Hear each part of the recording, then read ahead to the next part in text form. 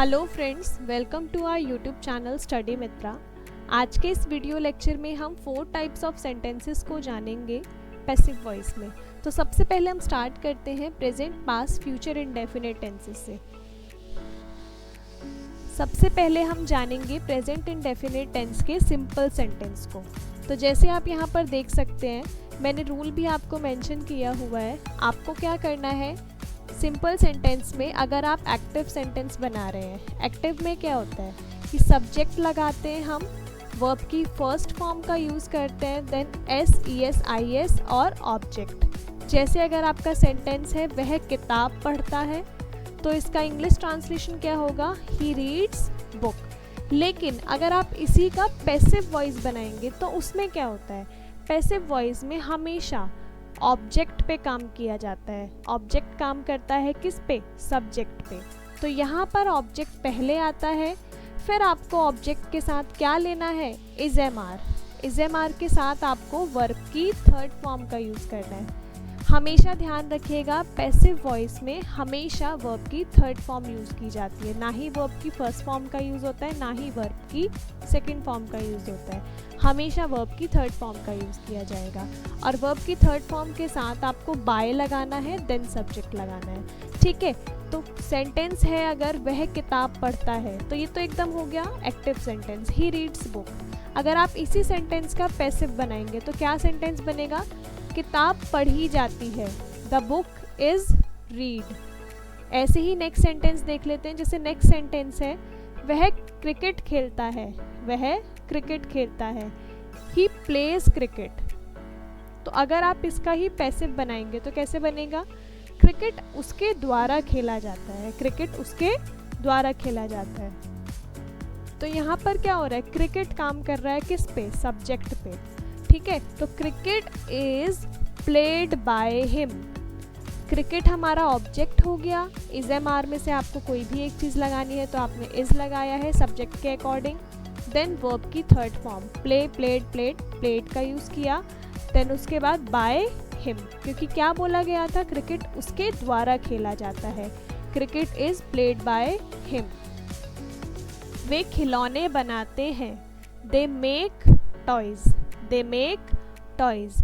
खिलौने उनके द्वारा बनाए जाते हैं, toys are made by them. I hope आपको ये क्लियर हो गया होगा सिंपल सेंटेंस कैसे बनाना है।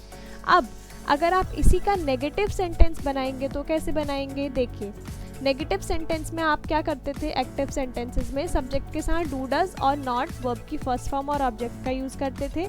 लेकिन अगर आपको इसी का पैसिव बनाना है तो वहाँ आपको क्या करना पड़ेगा, ऑब्जेक्ट के साथ is am are, not, verb की थर्ड फॉर्म और बाय सब्जेक्ट का यूज़ करना पड़ेगा। जैसे अगर सेंटेंस होगा वह किताब नहीं पढ़ता है, he does not read the book. लेकिन अगर इसका पैसिव बनाएंगे तो क्या बनेगा, किताब उसके द्वारा नहीं पढ़ी जाती है, the book is not read by him. वह खाना नहीं बनाती है, she does not cook food. खाना उसके द्वारा नहीं बनाया जाता है, food is not cooked by हर। ऐसे ही अगर बोला जाए वह अंग्रेजी नहीं पढ़ाता है, he does not teach English. अंग्रेजी उसके द्वारा नहीं पढ़ाई जाती है, English is not taught by him. I hope आपको नेगेटिव सेंटेंस भी क्लियर हो गया होगा। आगे बढ़ते हैं हम इंटेरोगेटिव। जब आप किसी से क्वेश्चन पूछते हैं, तो जब आप क्वेश्चन पूछते थे प्रेजेंट इंडेफिनिट टेंसेस में तो कैसे पूछते थे, डू, डज को पहले लगाते थे, फिर सब्जेक्ट और फिर वर्ब की फर्स्ट फॉर्म, देन ऑब्जेक्ट। लेकिन आपको पैसिव में क्या करना है, इज एम आर को पहले रखना है, फिर ऑब्जेक्ट, फिर वर्ब की थर्ड फॉर्म, देन बाय और सब्जेक्ट का यूज़ करना है। तो अगर सेंटेंस है क्या वह किताब पढ़ता है, तो क्या बनेगा, does he read the book. और इसी का पैसिव बनाएंगे तो क्या किताब उसके द्वारा पढ़ी जाती है, is the book read by him. क्या वे क्रिकेट खेलते हैं, डू दे प्ले क्रिकेट। क्या क्रिकेट उनके द्वारा खेला जाता है, is cricket played by them.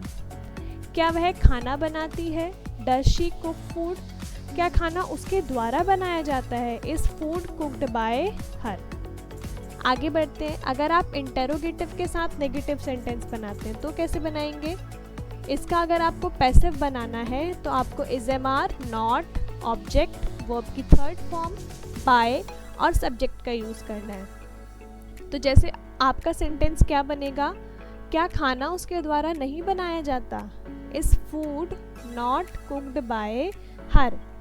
क्या किताब उसके द्वारा नहीं पढ़ी जाती है? Is the book not read bye him? क्या क्रिकेट उनके द्वारा नहीं खेला जाता है? Is cricket not played by them? I hope आपको ये चारों क्लियर हो गए हो। अब हम इन चारों को एक साथ देखते हैं। देखिए 4 कंडीशंस अब हम एक साथ देखेंगे। जैसे मैंने बोला, रसोइया खाना बनाता है, द शेफ कुक्स फूड। खाना रसोइये द्वारा बनाया जाता है, food is cooked by the chef. वह अंग्रेजी नहीं पढ़ाता है, he does not teach English. अंग्रेजी उसके द्वारा नहीं पढ़ाई जाती है, English is not taught by him. क्या तुम कमरा साफ करते हो? Do you clean the room? क्या कमरा तुम्हारे द्वारा साफ किया जाता है? Is the room cleaned by you? क्या विद्यार्थी किताबें नहीं पढ़ते हैं? Do student not read the books? क्या किताबें विद्यार्थियों द्वारा नहीं पढ़ी जाती है? Are books not read by students? अब जैसे आपने प्रेजेंट की कंडीशंस को जाना, ऐसे ही हम पास्ट इंडेफिनिट की कंडीशंस को एक साथ जानेंगे। देखिए सिंपल सेंटेंस में आपको क्या करना है, ऑब्जेक्ट के साथ वॉज वर्ड लगाना है, वर्ब की थर्ड फॉर्म, बाय और सब्जेक्ट। जैसे अगर आपका सेंटेंस है, उसने एक पत्र लिखा, तो ये तो सिंपल सेंटेंस हो गया एक्टिव में, ही रोट आ लेटर।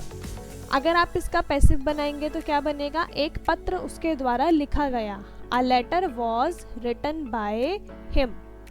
अब आप इसी के नेगेटिव में आ जाइए। जैसे आप कहते हैं एक पत्र उसके द्वारा नहीं लिखा गया, a letter was not written by him.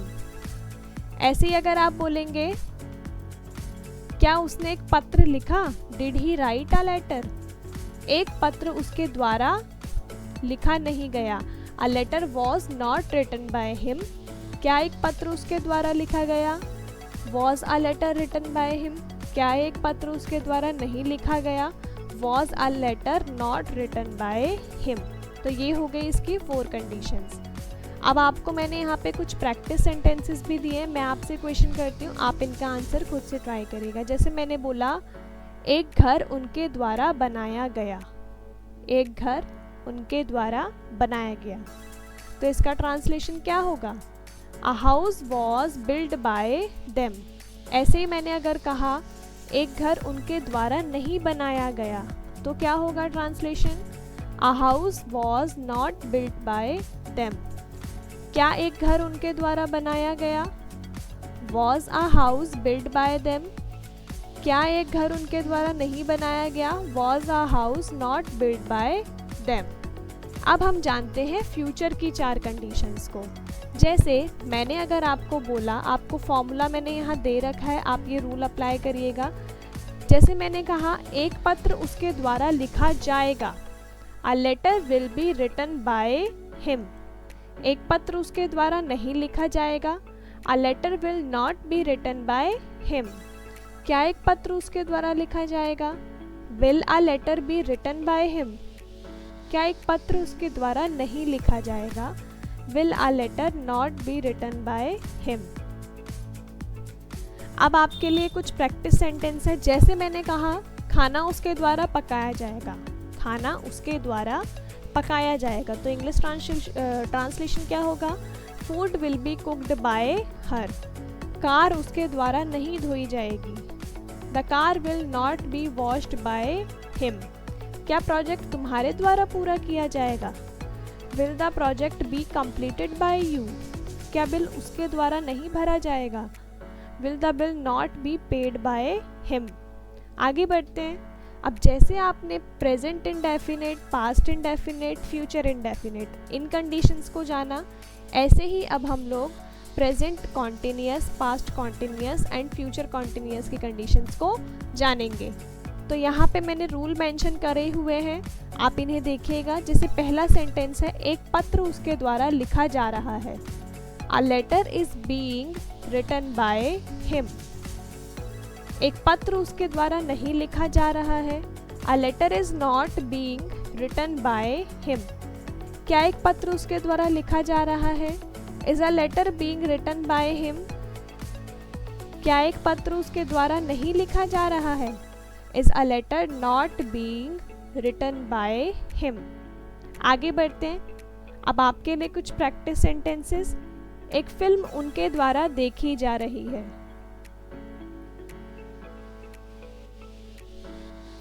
A movie is being watched by them. एक फिल्म उनके द्वारा नहीं देखी जा रही है। A movie is not being watched by them. क्या एक फिल्म उनके द्वारा देखी जा रही है? Is a movie being watched by them?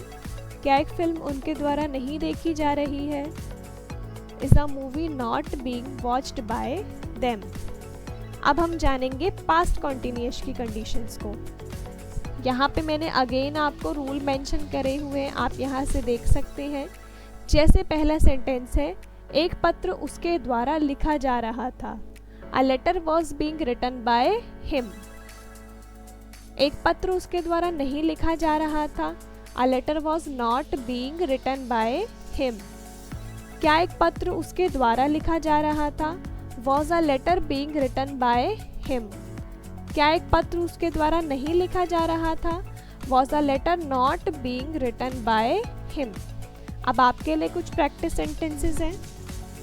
एक फिल्म उनके द्वारा देखी जा रही थी।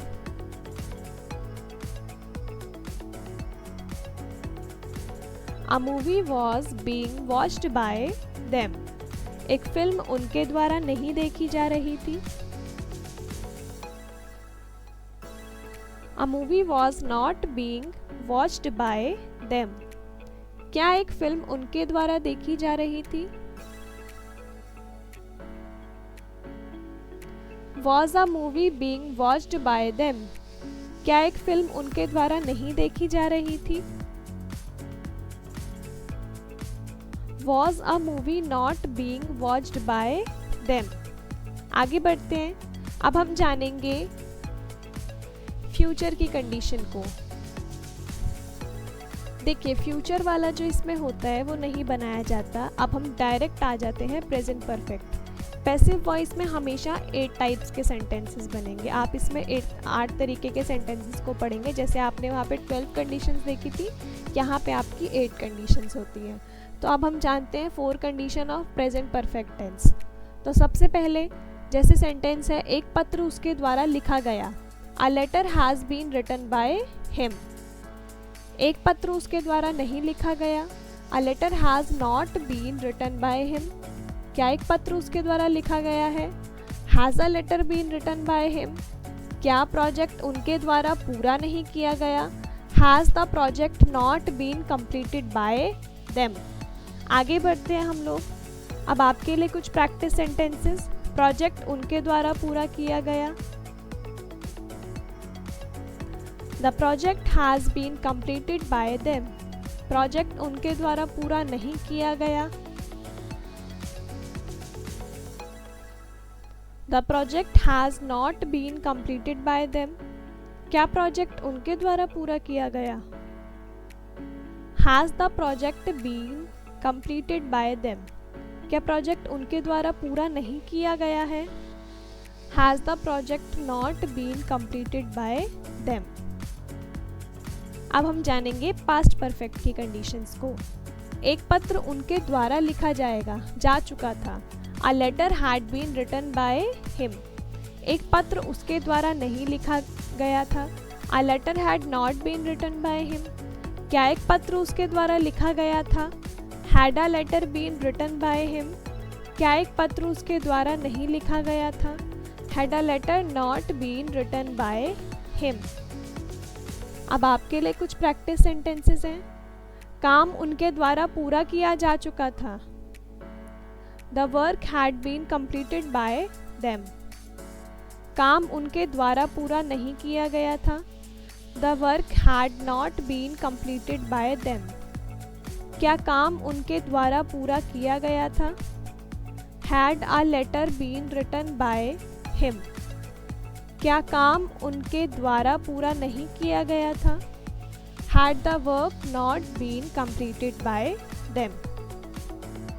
अब हम लोग लास्ट कंडीशंस को जानेंगे, 4 types of condition of future perfect tense. तो सबसे पहले देखिए यहाँ पे इनके रूल मैंने मेंशन किए हुए हैं। मैं आपको सेंटेंस बताती हूँ। जैसे सेंटेंस बनेगा, प्रोजेक्ट उनके द्वारा पूरा किया जा चुका होगा। The project will have been finished by her. कार्य उनके द्वारा पूरा नहीं किया जा चुका होगा। The task will not have been completed by him. क्या काम उनके द्वारा पूरा किया जा चुका होगा। Will the work have been finished by her. क्या काम उसके द्वारा पूरा नहीं किया जा चुका होगा। Will the work not have been completed by him. अब आपके लिए कुछ प्रैक्टिस सेंटेंसेस। एक पुल उनके द्वारा बनाया जा चुका होगा। A bridge will have been built by them। सड़क उनके द्वारा मरम्मत नहीं की जा चुकी होगी। The road will not have been repaired by them। क्या दीवार उनके द्वारा रंगी जा चुकी होगी। Will the wall have been painted by them। क्या संदेश उनके द्वारा नहीं भेजा जा चुका होगा। Will the message not have been sent by them। I hope आपको ये सारी चीज़ें क्लियर हो गई हो और आपके लिए वीडियो काफ़ी बेनिफिशियल रहा हो। अगर आपको कोई भी डाउट हो तो आप मुझसे पूछ सकते हैं। Thanks for watching. Thank you.